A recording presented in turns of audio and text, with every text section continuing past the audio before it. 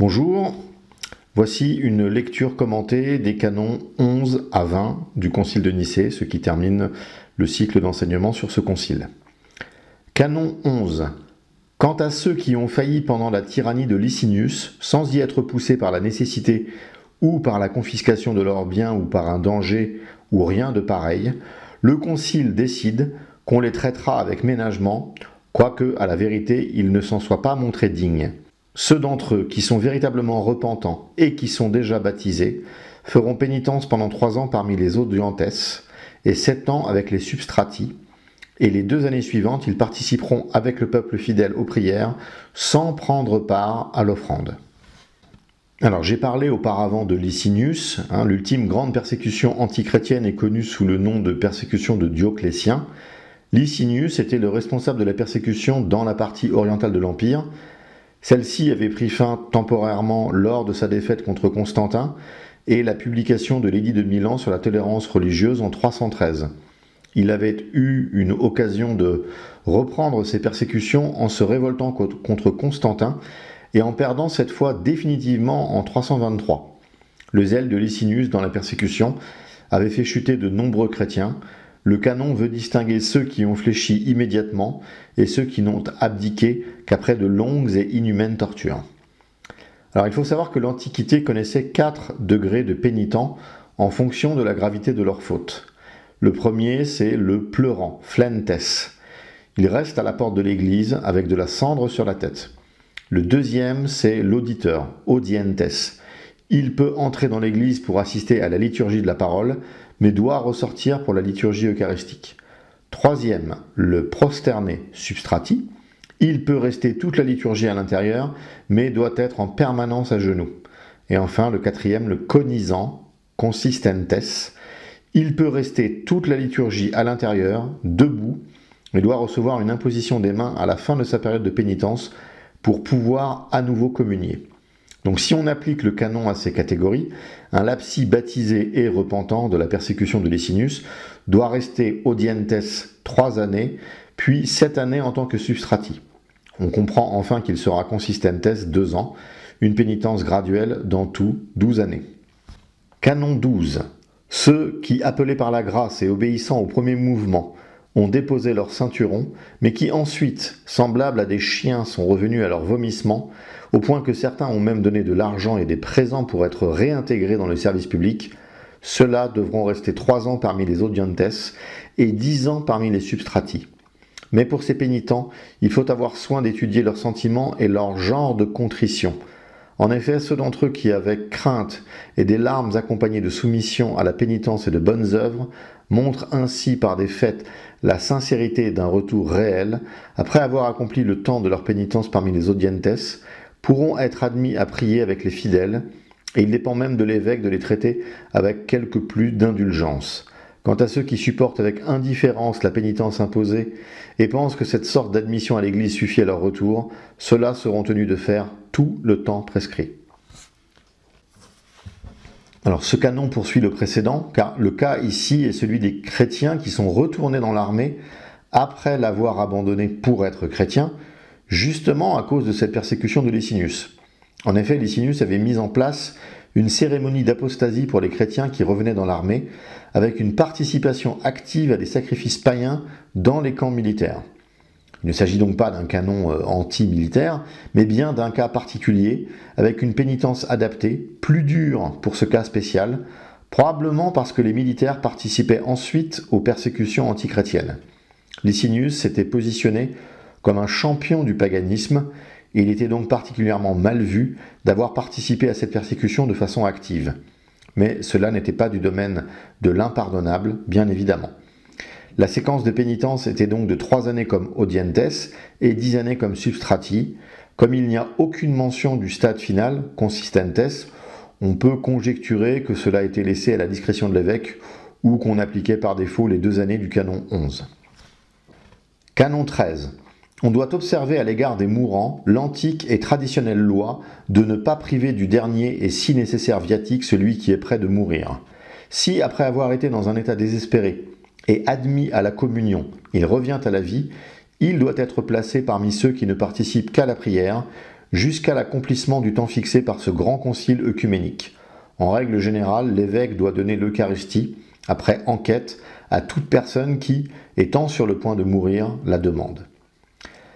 Même si ce canon institue, ou plutôt confirme, un usage universel, donc celui de ne repousser personne qui serait à l'heure de la mort, il est probable qu'il faille le voir dans la logique en articulation avec les deux canons précédents. L'idée ici est de voir le cas particulier de quelqu'un qui est dans ces périodes de pénitence, donc pour avoir apostasié ou pour avoir carrément rejoint l'armée de Licinius, et qui va mourir avant d'avoir pu achever cette pénitence. Ainsi, tout excommunié provisoire qu'il soit, un mourant peut recevoir la communion s'il est sur son lit de mort.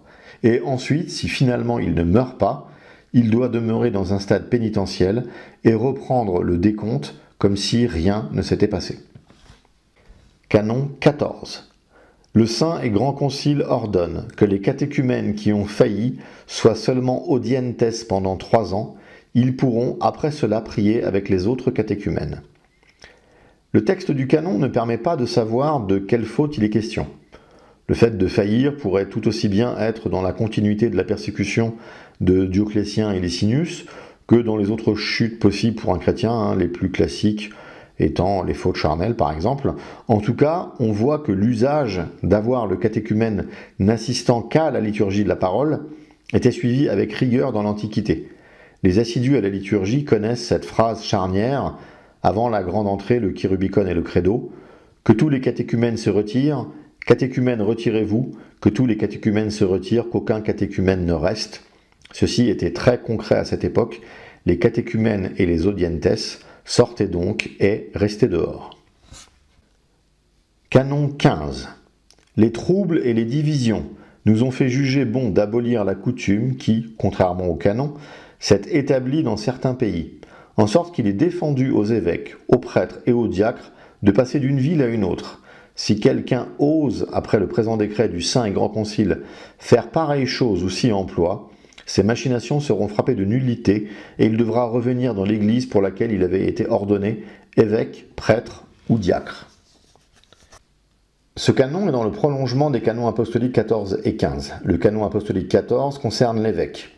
Il n'est pas permis à l'évêque d'abandonner son diocèse pour s'emparer d'un autre, même s'il est contraint par un grand nombre de personnes, à moins qu'il n'existe une raison plausible qui le force de le faire parce qu'il pourrait procurer un plus grand gain dans la vraie foi à son nouveau troupeau. Cependant, ce n'est pas à lui d'en juger, mais à un grand nombre d'évêques qui en décideront et l'en prieront. Le canon apostolique 15 concernait le prêtre spécifiquement. Si un prêtre ou un diacre, en général, quelqu'un du clergé, abandonne son diocèse et se rend en un autre, et s'étant complètement séparé du sien, réside dans un autre diocèse contre l'avis de son évêque, nous ordonnons qu'il cesse toute fonction liturgique, surtout s'il refuse d'obéir au rappel de son évêque, persistant dans son désordre. Cependant, il pourra y recevoir la communion comme les laïcs. Il est donc très clair que l'usage de l'Église primitive était un évêque par diocèse, et l'évêque restait dans son diocèse. Le prêtre est le prêtre d'un évêque et officie où lui dit son évêque, dans les limites du diocèse. Pourtant, on a constaté des écarts. Le fameux Eusèbe de Nicomédie était auparavant évêque de Bérite, nom qui évoluera en Beyrouth, capitale de l'actuel Liban. Eusèbe avait donc quitté le Beyrouth antique pour aller en actuelle Turquie, à Izmir, pour rester dans la géographie moderne. Autre exemple, Eustate, l'évêque d'Antioche, était auparavant évêque dans une ville de Syrie, Béroé. Le concile de Nicée interdit donc une bonne fois pour toutes ces translations. Au-delà du lien mystique qui doit exister entre l'évêque et son diocèse, on imagine aisément les conflits engendrés par les changements de siège. Malheureusement, ce canon ne fut pas plus observé que ceux des apôtres après le concile de Nicée. Il y eut tellement d'écarts que saint Grégoire de Nazianze déclare même en 382 que la coutume a abrogé le canon. Canon 16. Les prêtres ou les diacres, ou en général ceux du clergé qui audacieusement, sans considérer la crainte de Dieu et ignorant la discipline ecclésiastique, abandonnent leur église, ne doivent en aucune façon être reçus dans une autre église. On doit les forcer de toute manière à revenir dans leur diocèse, et s'ils s'y refusent, on doit les excommunier. Si quelqu'un ose, pour ainsi dire, voler un sujet qui appartient à un autre évêque, et s'il ose l'ordonner pour sa propre église sans la permission de l'évêque, au clergé duquel ce clerc appartient, l'ordination sera nulle. Donc ce canon prolonge en quelque sorte le précédent. Il a une double facette. Un diacre ou un prêtre ne doit pas chercher un autre évêque dans un autre diocèse, et un évêque ne doit pas recevoir chez lui un clerc ayant été ordonné dans un autre diocèse par un autre évêque. Ceci n'est pas exactement le cadre du schisme mélésien, puisque Mélès ordonnait des clercs dans des diocèses étrangers et pas dans le sien pour les garder ensuite. Notons pour l'anecdote le cas fameux d'Origène qui vécut avant que ce canon soit édicté, mais qui était sujet de Démétrius d'Alexandrie et qui fut ordonné prêtre en Terre Sainte par les évêques de Césarée et de Jérusalem. Origène n'était pas clerc à Alexandrie, mais juste sujet, et Démétrius fit grand bruit de cette ordination, mais pas seulement pour la dimension géographique, mais aussi et avant toute chose pour les auto-mutilations d'Origène qui devaient le rendre inapte au sacerdoce. Origène fut excommunié par Démétrius et ne put revenir à Alexandrie qu'après la mort de celui-ci. Autre cas de scandale dans l'Église, plus proche de notre canon, rapporté dans les documents du concile de Carthage. L'évêque Épigonius s'était plaint que l'évêque Julien ait élevé au diaconat un lecteur à lui. Le concile décida que le diacre fût considéré lecteur et renvoyé chez Épigonius. Canon 17. Comme plusieurs de ceux qui sont inscrits sur le rôle du clergé, remplis d'avance et d'esprit d'usure, oubliant la parole sacrée qui dit « il n'a pas donné son argent à intérêt », prête et exige des centièmes, le Saint et Grand Concile a jugé juste d'ordonner que si quelqu'un, après la publication de ce décret, prend des intérêts pour un prêt, ou pour n'importe quel motif, ou bien retient la moitié du prêt, ou invente autre chose en vue de réaliser un gain honteux, il sera exclu du clergé et son nom rayé du typicone. Alors la citation est du psaume 14. Les pères de l'Église ont été nombreux à lire dans l'Ancien Testament une prohibition du prêt à intérêt. Tertullien, pour réfuter Marcion, ou Clément d'Alexandrie dans ses Stromates, abordent ce sujet. Les empereurs romains ont plusieurs fois encadré cette pratique qui entraîna souvent des excès. Certaines législations, par exemple, empêchaient les sénateurs romains de prêter au-delà d'un certain taux. Mais le prêt, dans le monde profane de cette époque, ne fut jamais interdit en tant que tel. Le souci aussi est d'avoir des clercs et des évêques, censés donner aux pauvres, et qui se trouvaient dans la situation de leur prêter avec intérêt. Un canon apostolique déclare la même chose, et le concile d'Arles de 314 renouvelle cet interdit. Il ne faut pas beaucoup extrapoler pour imaginer que si ce genre de canon a dû être édicté, certains clercs et évêques se sont laissés aller à ce genre d'indignité. Canon 18. Il est venu à la connaissance du Saint et Grand Concile que dans certains endroits et dans certaines villes, les diacres distribuent l'Eucharistie aux prêtres, ce qui est contraire au canon et à la coutume, de faire donner en communion le corps du Christ à ceux qui l'offrent en sacrifice par ceux qui ne peuvent l'offrir. Il a été mandé également que certains diacres se communiaient eux-mêmes avant les évêques. Tout cela doit cesser. Les diacres doivent se tenir dans les limites de leurs attributions, se souvenir qu'ils sont les serviteurs des évêques et inférieurs aux prêtres. Ils ne doivent recevoir la communion qu'après les prêtres, ainsi que l'ordre l'exige, que ce soit un évêque ou un prêtre qui la leur distribue. Les diacres ne doivent pas non plus s'asseoir parmi les prêtres. Cela est contre la règle et contre l'ordre. Si quelqu'un refuse d'obéir aux présentes prescriptions, il sera suspendu du diaconat. Le canon légifère ici avec un usage très ancien et qui n'était pas forcément litigieux dans l'Église primitive. Le philosophe Justin Martyr, dans son apologie, relate comment le diacre distribue les saints dons à tous. Les constitutions apostoliques précisent que l'évêque ou le prêtre distribue le pain et le diacre s'occupe du calice. Les historiens estiment plausible que pendant la persécution de Dioclétien, l'absence d'évêque ou de prêtre pouvait avoir poussé quelques diacres à outrepasser leurs fonctions afin de permettre la communion eucharistique. Il faut également se souvenir de la position éminente des diacres dans l'Antiquité. Certains avaient une position particulière et parfois plus d'influence que les prêtres, car en vue pour l'épiscopat. La conjonction des deux a peut-être occasionné quelques débordements. Le canon ici veut remettre de l'ordre et faire respecter l'usage que les apôtres ont voulu imposer. Concernant l'orgueil des diacres, tout ne fut pas réglé par un seul canon, car saint Jérôme raconte avoir vu à Rome un diacre qui avait pris sa place parmi les prêtres et qui, à table, avait donné sa bénédiction aux prêtres. Canon 19. À l'égard des polianistes qui reviennent à l'Église catholique, une ordonnance fut édictée. portant qu'ils doivent absolument être rebaptisés. Si quelques-uns d'entre eux étaient auparavant membres de leur clergé, ils seront rebaptisés, puis ordonnés par l'évêque de l'Église catholique, à la condition toutefois qu'ils aient eu une vie sans tache et irréprochable. Mais si l'enquête montre qu'ils sont indignes, on doit les exclure du clergé. On agira de même à l'égard des diaconesses, et en général, la même règle sera observée pour tous ceux qui sont inscrits sur les rôles du clergé. Nous mentionnâmes celles qui, chez les polyanistes, sont inscrites comme diaconesses parce qu'elles n'ont pas reçu d'imposition des mains et qu'elles doivent absolument être comptées parmi les laïcs. Le terme de polyaniste pourra surprendre celui qui ne connaît pas la situation de l'Église au IVe siècle. Il ne s'agit en rien de quoi que ce soit lié à l'apôtre Paul. L'autorité de cet apôtre n'a jamais été discutée. Au contraire, sachez que dans les textes des pères, lorsque l'expression « l'apôtre » est employée, sans plus de détails, sans donner de nom, c'est toujours de saint Paul dont il s'agit.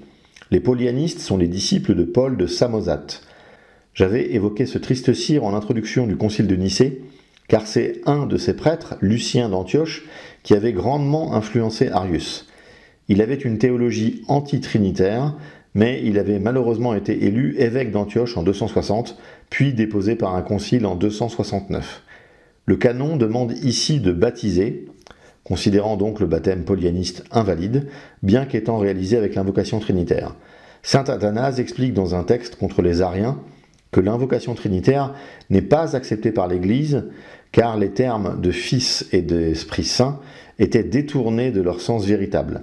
À l'unisson, le patriarche de Rome, Innocent I, il ne baptise pas au nom du Père, du Fils et du Saint-Esprit. Le concile d'Arles en 314 avait statué que le baptême des hérétiques était recevable s'il avait bien été fait au nom de la Trinité. Paul de Samosate était hostile à la Trinité, il ne faut donc pas voir ici une opposition artificielle entre Arles et Nicée. Une fois que l'Église a considéré leur baptême invalide, il était donc normal que les ordinations soient également vues comme invalides. On notera l'intelligence pastorale voulant que le clerc polyaniste puisse être considéré dans sa position de clerc une fois réellement baptisé. Il devra bien évidemment repasser par une ordination sacerdotale puisque tout était invalide pour lui. C'est sa droiture personnelle qui parle alors pour lui. Le fait qu'il ait manifesté le désir de venir dans l'Église véritable plaide évidemment pour lui. Le passage sur les diaconesses est quelque peu ambigu. En effet, dans le contexte, il semble qu'il faille considérer qu'il s'agit du cas des diaconesses polyanistes. Les mentions des diaconesses étaient les suivantes dans l'Antiquité. On parle d'une imposition des mains dans les constitutions apostoliques, et le concile de Chalcédoine parle bien d'une ordination. Le paradoxe est que ce canon semble considérer que les diaconesses polyanistes ne sont pas ordonnées, et donc on doit évidemment les considérer comme des laïcs. On ne comprend pas pourquoi le canon traite spécifiquement des diaconesses. Pourquoi ne pas mentionner les diacres, les lecteurs ? La solution vient peut-être du fait que les diaconesses n'étaient pas véritablement ordonnées, à la différence des clercs, mais recevaient une bénédiction. Les termes grecs utilisés dérivent de keirosonia, aussi bien dans ce canon que dans le canon 15 de Chalcédoine. Mais ceci est une hypothèse basée sur l'analyse du grec. Il faudrait alors comprendre la fin du canon ainsi: pour les diaconesses, puisqu'elles ne sont pas formellement ordonnées, mais simplement bénies pour une fonction, les diaconesses polyanistes doivent être considérées comme des laïcs. Le canon n'invite pas vraiment à la continuation de la fonction de diaconesse en passant du polyanisme à l'Église véritable. Canon 20. Comme quelques-uns plient le genou le dimanche et au jour du temps de la Pentecôte, le Saint Concile a décidé que, pour observer une règle uniforme dans tous les diocèses, tous adresseront leur prière à Dieu en restant debout. Le terme grec ici fait davantage référence à la période liturgique allant de Pâques à la Pentecôte et non pas uniquement le jour de la Pentecôte. Saint Basile de Césarée parle ainsi des 7 semaines de la Pentecôte. Tertullien témoigne qu'à son temps les chrétiens répugnaient à plier le genou à cette période. Il explique très naturellement que cette attitude symbolisait la résurrection du Christ et donc leur propre résurrection anticipée.